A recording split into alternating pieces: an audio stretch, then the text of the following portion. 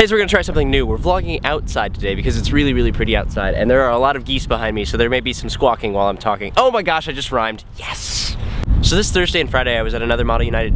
Sorry, I'm gonna have to go check this out. So there's this home over here that I was just vlogging, and I can sort of see through the trees that there's some broken stuff, and I went over there and checked it out, and there's this house, and it's just completely destroyed. I'm not sure if it was it looks like a fire to me. I mean, generally the singed parts are a good indication of fire, I suppose. I had never heard, this is right by my house too, I had never heard anything about this. This is kind of catching me completely by surprise, would be the word. I'll have time to ponder the house later, but back to my story for the time being. This Thursday and Friday, I was at a Model United Nations conference in at IUPUI, which is a college in Indianapolis, and it was a lot of fun. It's much smaller than the one in Chicago that I did Thoughts from Places on a while back, but still really, really fun. I was on the Security Council this time, which is the main committee of the United Nations. They're the ones that have the capacity to like issue troops and that sort of thing, UN peacekeeping forces. So it was a big responsibility, and everyone in there was like really well prepared. Usually there's only like a few people that are really into it, and then everyone else is just kind of like, yeah, whatever, pass some laws, I don't care. But this time everyone was at each other's throats. It was really intense. And the fact that they were really well prepared didn't exactly win me a lot of friends either, because I was oh my god, the geese are so loud. I literally cannot talk over them. The fact that they were so well prepared didn't help me because I was Gabon, which is a Central African nation, and my two positions that we were talking about, I had to, one, defend the political legitimacy of the Taliban, which is not exactly the easiest position to make, trust me, and two, I had to defend Iran's nuclear program, which is, let's say, on sketchy terms. Me and my debating partner Paulo did really, really well. I'm super proud of how we did. Even though our positions were tough, we made them eloquently and well, and had backed up our positions, and luckily, for the first time in my 3 years of Model UN, we won Best Delegation, and oh my gosh, am I so proud of this. Here's a clip of me walking up to get my award, and I'm literally shaking with happiness. I'm just like, all I can say is thank you over and over. I'm just like, thank you so much.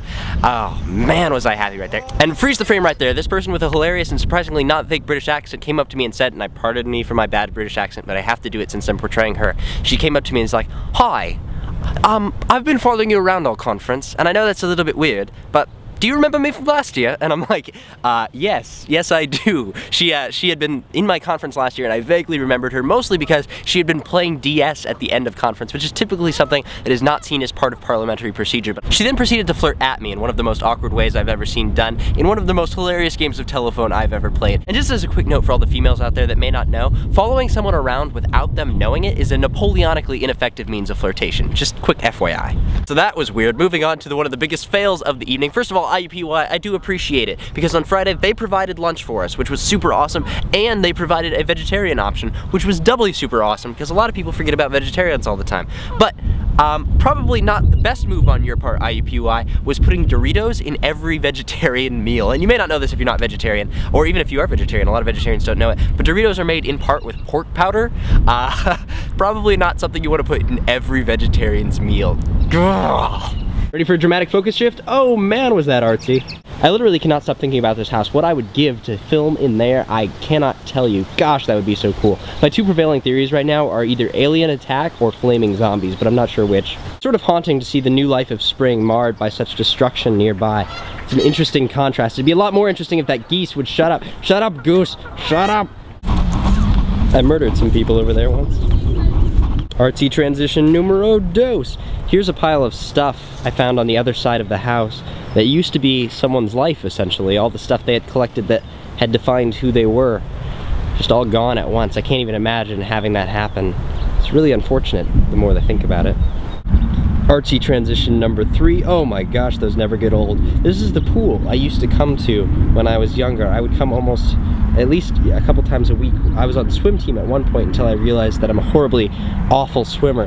But I would still come here all the time just for fun and to swim, and I would eat sandwiches underneath that canopy over there, peanut butter and jelly, with my parents, and I would have my mom, I would beg her to come and take me into the deep end so I could hold on to her as she would swish me around back and forth doing the same remedial motion. I would do it, I would ask over and over as if it was a new adventure every time, and I think back about how mundane it was, but at the time it had seemed like an adventure each and every time.